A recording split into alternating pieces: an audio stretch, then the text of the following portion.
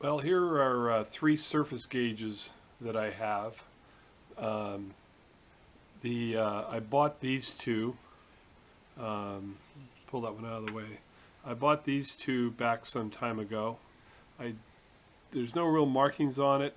Um, don't know if they're uh, manufacturer build or if they're shop built. To really be honest with you, there's no names on them. Nice units though. But let me pull those two out of the camera. As you can see, quite a bit difference in size in the two units. Let me get those out of the way.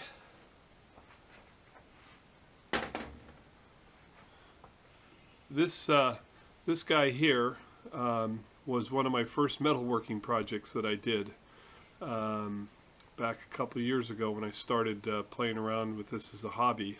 I saw it in the Machinist Workshop magazine, and I think it was one of those James Hauser projects, if I remember right. And it was a challenge, but it turned out well, and I've been using it over the time. And so I thought I would do a modification to it. What I wanted to do was add the front piece on here for checking square and go ahead and put a radius on it. So as you can see in the front here, there's not a whole lot of room there to go ahead and mill this piece in. That was my first thought, was going ahead and putting a slot in there. But you can see there's a spring in here that's back in a pocket, and I'll probably end up hitting into that pocket. So what I've decided to do is go ahead and use a couple of dowel pins and go ahead and drill and attach this piece of bar with dowel pins and do it that way. So either put 2 or 3 dowel pins across there and pin it to the front of the surface gauge. So that's my plan right now. Start fooling around with a little bit more on it and bring you back here as I move on. Well, I've taken the unit apart and changed the plans.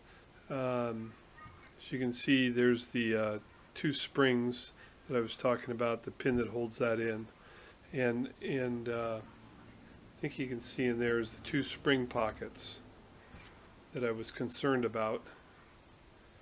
So I think it's going to work okay, and I came up with that I'll have basically about 70 thousandths per side after I go ahead and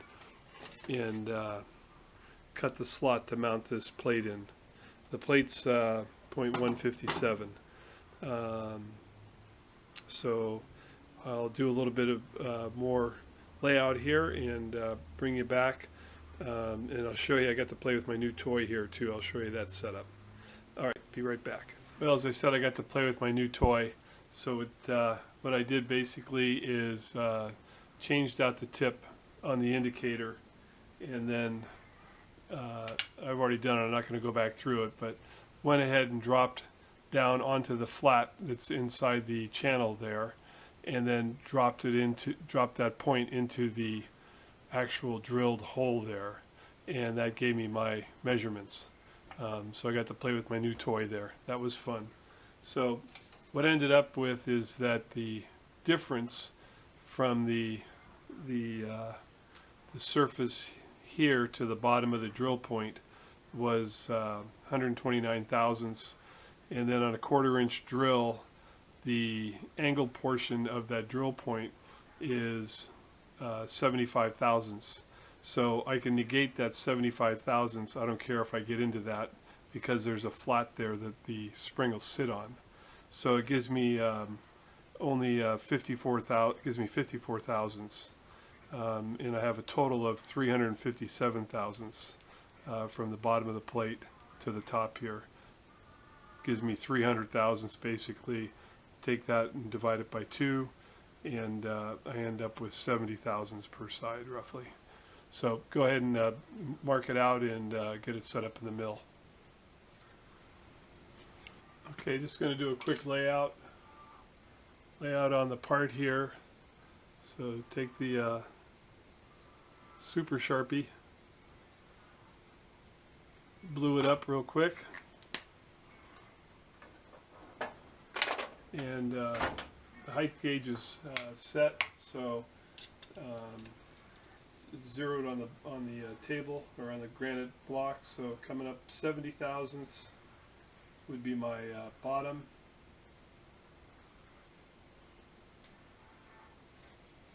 And then coming up to 223 thousandths.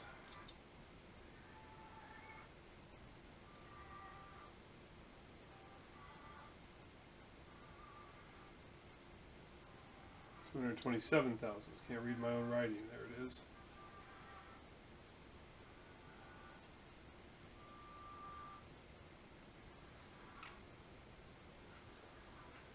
And I think you can see that, and that's where the go ahead and mill the plate in right there, and we should be fine. Well, here's my little math card, and when I looked at it after I shut the camera off, I didn't care for what I just laid out. So I came up 100 thousandths off the bottom, and then the 157 thousandths for the metal piece, which allows me still clearance from the bottom of that drill point. So we'll go set that up in the mill. Just as a double check to myself, which is probably pretty good, and I don't know if you can see it, I went and scribed a line there that is the top of the drill pocket there. So it shows that I've got clearance from the hole, and double checked myself. Don't know if that looks like it's blurry, what I can see. Could be my eyes. Well, I've got a 5/32 4-flute end mill in a 3/16 collet. The shaft size on that end mill is a 3/16.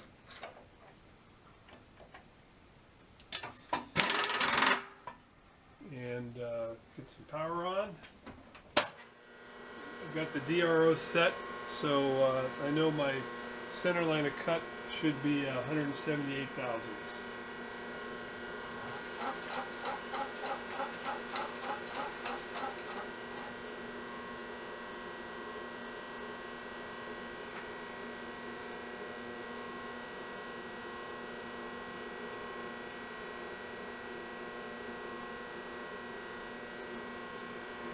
$178 there on the DRO,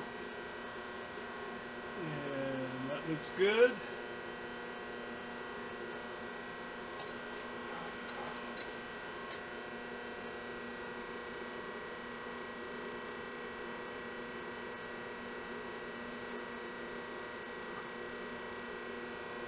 Set my gauge there for 0, and we're ready to make a pass, make a little scratch pass.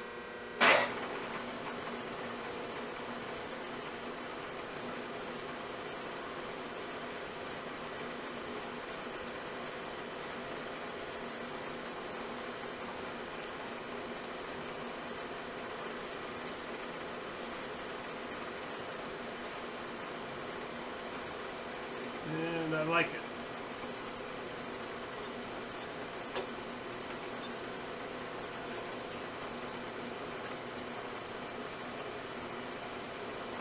You see the top of my head there or not?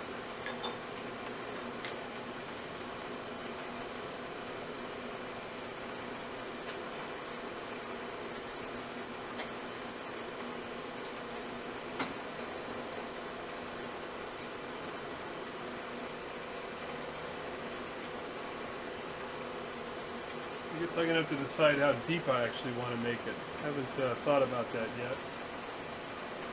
But let's start off with a 20 thou cut there.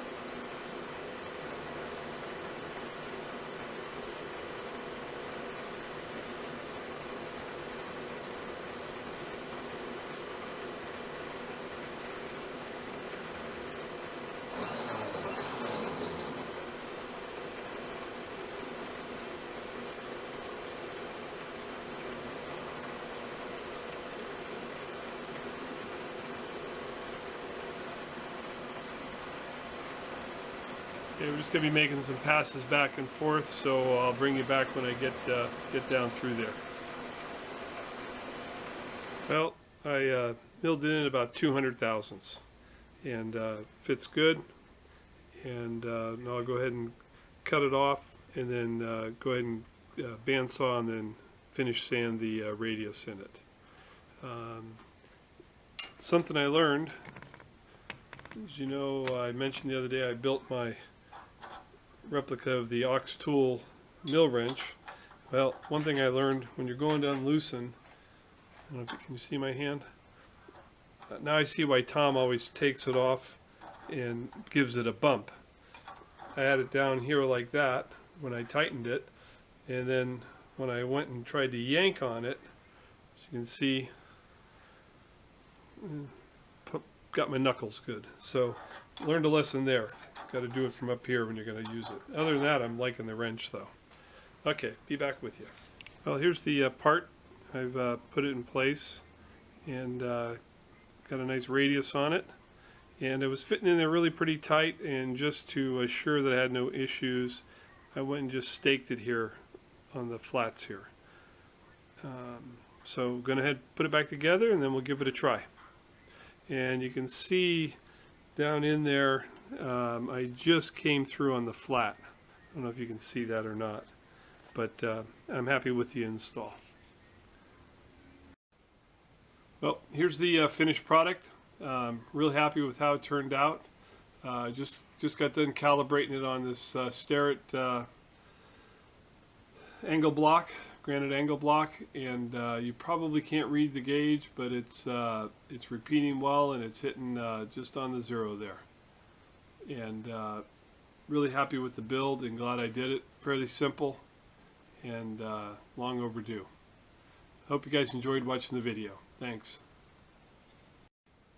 Well, as you can see, I calibrated it. Let me just check it here again. So I just touched it. Yeah, it's still pretty good. And this was a angle plate that I ground the other day on my surface grinder. Let's check out how I did here. It's at about 5 tenths. About 5 tenths. I'm happy with that. Okay, thought I'd show you.